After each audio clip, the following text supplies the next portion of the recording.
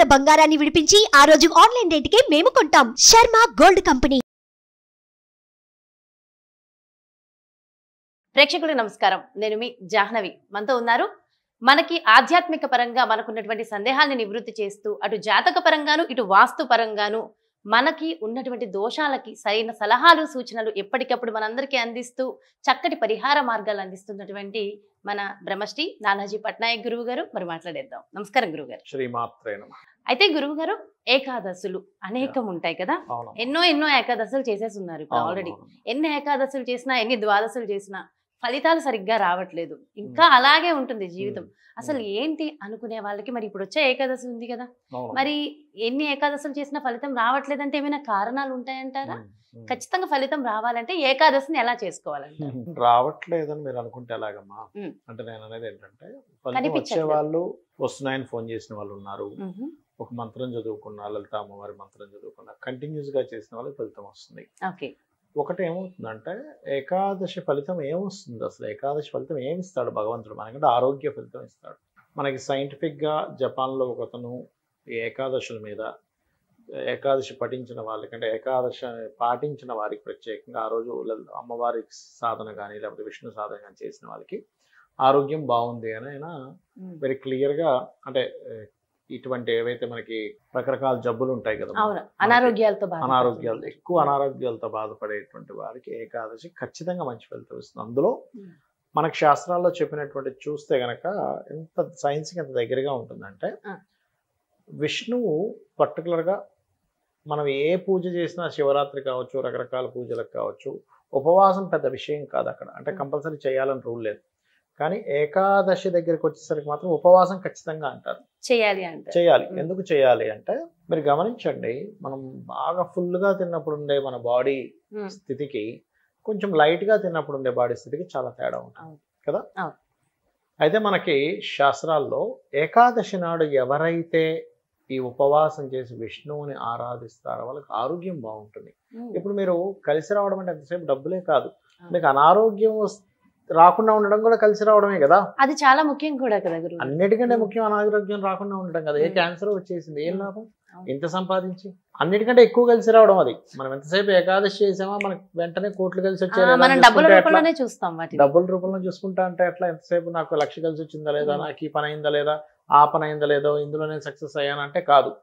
ఏకాదశి యొక్క ముఖ్య ఫలితం ఏమిటి అంటే, మీకు ఆరోగ్యపరంగా బాగుంటుంది. ఇది బాగా గుర్తుపెట్టుకోండి. ఎందుకు అంటే, రవిచంద్రులు ఇమ్యూనిటీ పవర్ ని పెంచేటువంటి స్థానాల్లో ఉంటారు ఆ పర్టికులర్ ఏకాదశి రోజు. ఇప్పుడు కామ్యద ఏకాదశి అంటారు దీన్ని, వచ్చే ఏకాదశిని కామ్యద ఏకాదశి అంటారు. అదే విధంగా మంత్ర ఏకాదశి అని కూడా అంటారు దీన్ని. అంటే మంత్ర బలం పెరుగుతుంది ఈ టైంలో, ఈ ఏకాదశి నాడు. ఎందుకంటే రవి మేషంలో ఉంటూ సింహరాశిలో చంద్రుడు ఉన్నాడు. ఈ రవిచంద్రులు ఎప్పుడైతే ఈ రకంగా ఉన్నప్పుడు మీరు ఏదైనా సాధన చేయడానికి ఎవరి దగ్గర మంత్రం తీసుకుంటే, గురువుల దగ్గర ఈ రోజు చేసే సాధన అద్భుతంగా పనిచేస్తుంది. మనము ఏంటంటే, ఈ రోజు ఎందుకు తినరు అంటే, మనకు ఏదైనా మనకి బాడీ క్లీన్ చేసుకోవాలి దాన్ని అనుకుంటే మనం ఫుడ్ వేయకూడదు బాడీ లోపల. అలా అని అందరికీ నేను చెప్పట్లేదు. ముసలి వాళ్ళు, బాగా ఏజ్డ్ పర్సన్స్, రోగగ్రస్తులు ఉంటారు, చిన్నపిల్లలు ఉంటారు, స్త్రీలు ఉంటారు, వీళ్ళు చేయకూడదు. ఆరోగ్యంగా ఉన్నామంటే మేము చేయగలను, ఉపవాసం చేయగలము, నిర్జల ఉపవాసం చేయగలము, చేయండి. కానీ ఇది ఎండాకాలం, నిర్జల ఉపవాసం చేస్తే గొంతు ఎండిపోతుంది. కాబట్టి కొంత వాటర్ తీసుకోవచ్చు, ఏదైనా జ్యూస్ తీసుకోవచ్చు, ఏదైనా ఫ్రూట్ తీసుకోవచ్చు. అస్సలు తినకుండా ఉండలేను అనుకునేవారు. కానీ శాస్త్రంలో చాలా స్పష్టంగా చెప్పింది ఏమిటంటే 24 hours. చాలామంది ఏమనుకుంటారంటే, రేపు ఏకాదశి వస్తుంది, పొద్దున్న ఉంది, కానీ రాత్రి 8 చేంజ్కి అయిపోతుంది, 8 o'clock నేను ఫుడ్ తినేస్తా అంటారు. కానీ అది అలా చేయకూడదు. నెక్స్ట్ డే 24 hours దాటిన తర్వాతే మీరు ఫుడ్ తీసుకోవాలి. 24 గంటలు ఖచ్చితంగా మీరు ఉపవాసం ఉండాలి. అప్పుడే మీ బాడీ ఫ్రీ అవుతుంది లోపల. పర్టికులర్గా ఎందుకు, ఇమ్యూనిటీ స్థానం మనకి రుణరోగ శత్రు స్థానాన్ని తగ్గించేది పంచమ స్థానం. ఈ పంచమ స్థానం యాక్టివ్గా ఉంటుంది యూనివర్సల్గా. ఈ యూనివర్సల్గా యాక్టివ్గా ఉన్నప్పుడు మీరు ఆ సమయంలో ఫుడ్ తీసుకోకపోతే, మీరు ఎందుకమ్మా జ్వరం వచ్చింది, నోరు చేదవుద్ది, ఎందుకు అవుద్ది? నువ్వేం వేయకరా లోపల ఫుడ్ అని బాడీ చెప్తుంది మనకి.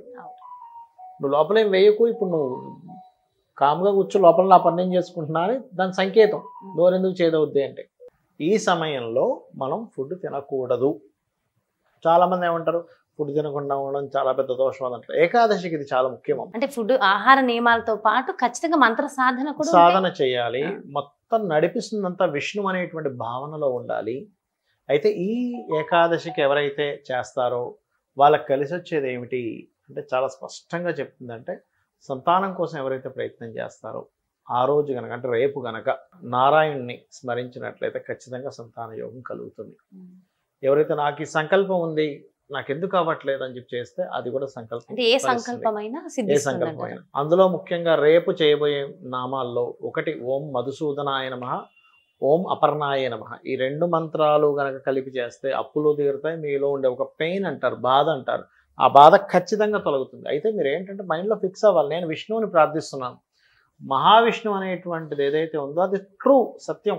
ఉందో లేదో మొన్న ఒకతను చెప్పించుకొని అతను ఒకటే మాట, సార్ నాకు ఏదో సంశయం సార్, నిజంగా భగవంతుడు ఉన్నాడా, నిజంగా నా మంత్రం పనిచేస్తుందా, నిజంగా మనం ఇది చేస్తే అయిపోతుందా, ఆ పాపం పుణ్యం ఉన్నాయా లేవో నాకు సంశయం సార్, అప్పుడప్పుడు ఉన్నాయనిపిస్తుంది లేననిపిస్తుంది. అంటే నేను ఒకటే చెప్తాను, మీరు ఉన్నాయి అని నమ్మి చేయడం వల్ల మీ జీవితం బాగుంటుంది.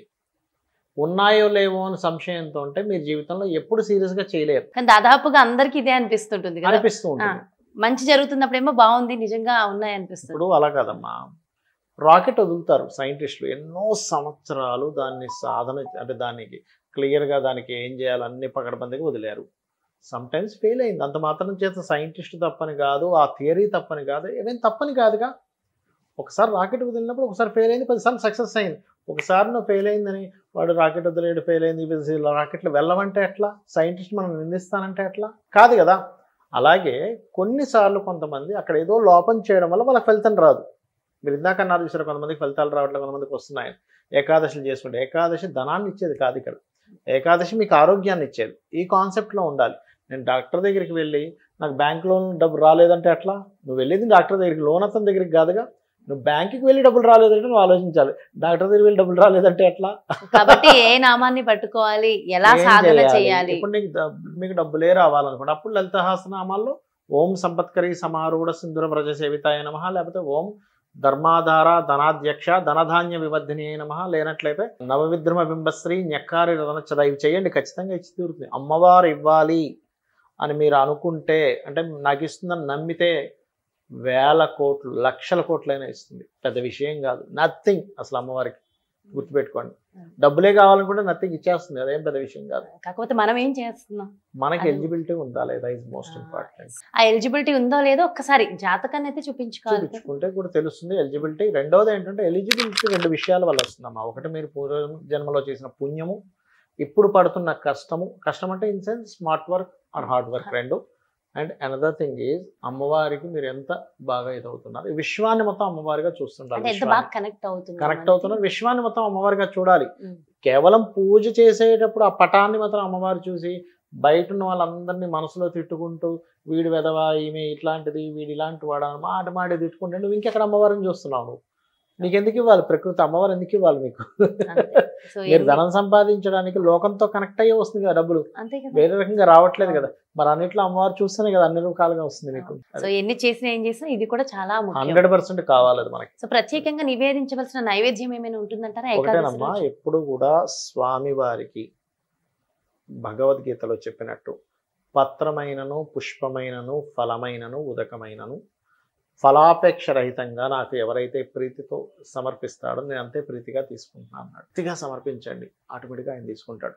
మీరు పులిహారే చేస్తారో, పాయసమే చేస్తారో, చక్కెర పొంగలే చేస్తారో, మీ ఇష్టం, ఆయన తీసుకుంటాడు. కాకపోతే మీరు ఇచ్చే విధానం. ఇప్పుడు మీరు ఒక గెస్ట్గా వెళ్ళారమ్మా, మీరు ఎవరైనా ఇంటికి చిరాకు పడితే ఇస్తే మీరు అసలు తినరు, పక్కన పెట్టేస్తారు. ఏటో చూస్తూ ఏదో మాట్లాడితే ఇచ్చారనుకున్నా, మీరు నువ్వు వచ్చావా, టీ పెట్టక తప్పేటట్లేదంటే మీరు తీసుకుంటారమ్మా. టీకి గతిలోకి వెళ్తారా మీరు? ఆ ఇంటికి అదే కదా, మనిషికే గతిలేకేం వెళ్ళట్లే, ఫ్రెండ్లీకి వెళ్తున్నాడు, ప్రేమగా ఇస్తే మనం తీసుకుని తాగుతామో తింటాము, వాళ్ళకు గిఫ్ట్ ఏదో ఇస్తాం.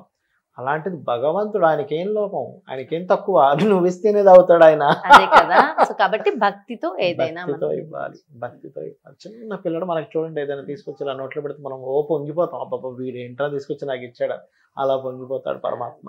ఎంతో చక్కగా ఎక్స్ప్లెయిన్ చేశారు గురుగారు. Thank you so much. శ్రీమాత్రే నమః. చూసారు కదండి, మరి ఇది ఏకాదశులు చేయడం వల్ల మనకొచ్చే ఫలితాలు. ముఖ్యంగా రేపు కామిక ఏకాదశి కాబట్టి ఈ సందర్భాన కామిక ఏకాదశిని జరుపుకోవాల్సిన విధి విధానాలు ఏంటి అనేది ఎంతో చక్కగా వివరించారు కదా గురువు గారు. మరో చక్కటి ప్రత్యేకమైన కార్యక్రమంతో మళ్ళీ మీ ముందుకు వచ్చేస్తాను. నమస్కారం. మరి అదే విధంగా మీ యొక్క జాతకానికి సంబంధించి కానీ లేదంటే మీ ఇంటి వ్యాపార వాస్తుకి సంబంధించి కానీ గురువు గారిని సంప్రదించాలి, అపాయింట్మెంట్ కావాలి అనుకుంటే వెంటనే క్రింద డిస్ప్లే అవుతున్నటువంటి నెంబర్స్ కి కాల్ చేయండి. సుమన్ టీవీలో మీ పర్సనల్ అండ్ బిజినెస్ ప్రమోషన్స్ కోసం కింది నెంబర్ కి కాంటాక్ట్ చేయండి.